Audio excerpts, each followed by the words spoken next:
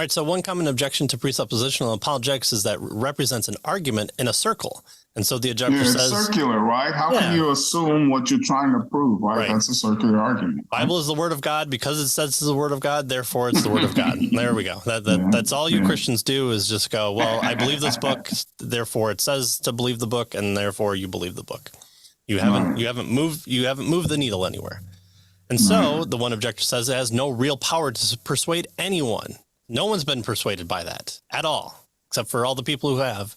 Anyone who is not already persuaded.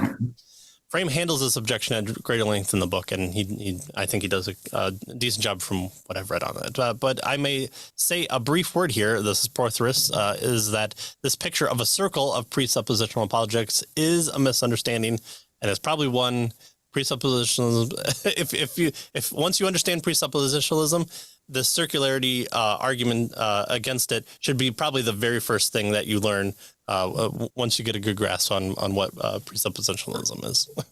Right. And so Poythress here says that on one hand, everyone has a kind of circle, and that no one, as the point he's made earlier, is religiously neutral, right? People with other basic commitments, like to reason or to pleasure, have their beliefs influenced by their commitments. That's just the nature of the case. And so we ought to acknowledge the existence of these circles, which everybody has them, rather than try to ignore them.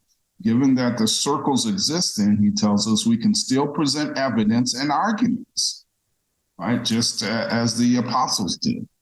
Right. And so everybody has these commitments. We all have circles, as it were, right? We're all in it, but we can still present arguments and evidences is the point he's trying to make. Yeah. And for more on that discussion, if you can't wait for us to get into Frame's argument, you can go back to our last book, and we talked a little bit at length in there about that as well. All right, so religiously neutrality is a mirage. It's a mirage that never existed in our life. And so why should we pretend in apologetics that is an ideal that an unbeliever should emulate, and that we ourselves should temporarily emulate for the sake of the dialogue?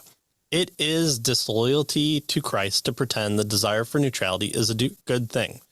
Well, is abortion right or wrong? Well, I'm just kind of there. I don't know. Well, aren't you a Christian?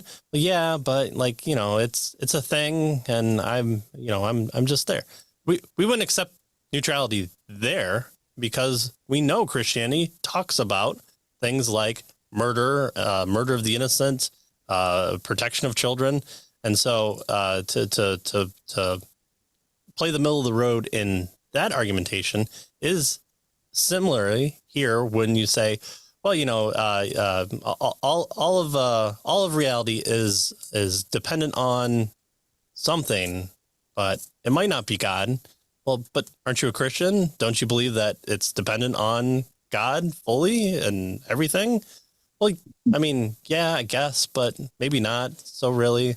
And so that's the type of thinking that we don't really actually bring to the table. It's something that we kind of try and maybe convince ourselves this is the way that it should happen because this is how I believe science happens, or how I believe debate happens. But that's not at all what we see in reality, and it's not something we're told to do, and it's not something we should actually believe, or might not be Christians in general if we take that path.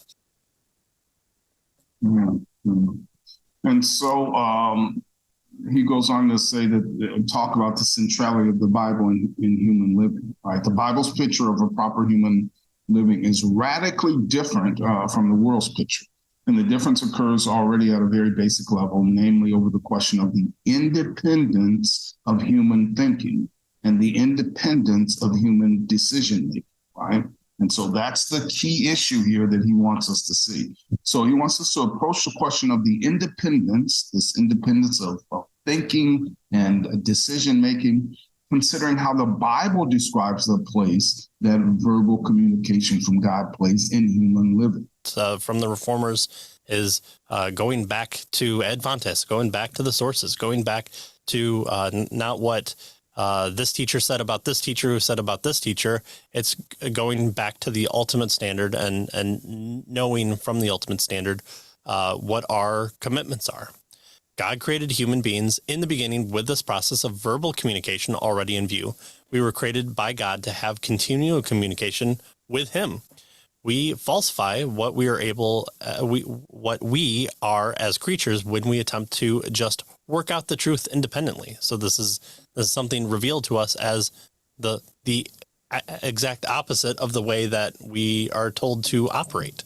We're told not to be independent of ourselves, in and of ourselves. We're told to be dependent on God, on Christ, because that's ultimately who created us. It's who created the world, and it's who ultimately saves us alone. Right. And so the point he's trying to make here is that this idea of, well, we're independent and we can work out the truth on our own and we don't need God.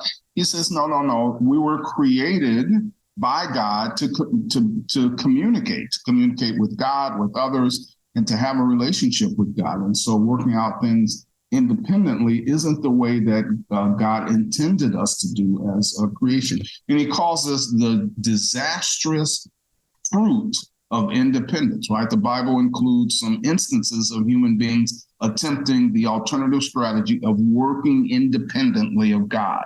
And who is that? Well, the history of the alternative, this working independent of God, starts in the Garden of Eden. Right? Adam and Eve decide to make up their minds for themselves, independent of God, right? And they're thinking about the fruit of the tree of the knowledge of good and evil. And of course, we know where that landed them, right? And so, because God created us so that we would communicate with him. That's part of who we are in terms of having the image of God. And so just saying, well, I can just work out everything independently without reference to God is a way to get in trouble really quick, as we saw with our first parents. Mm-hmm.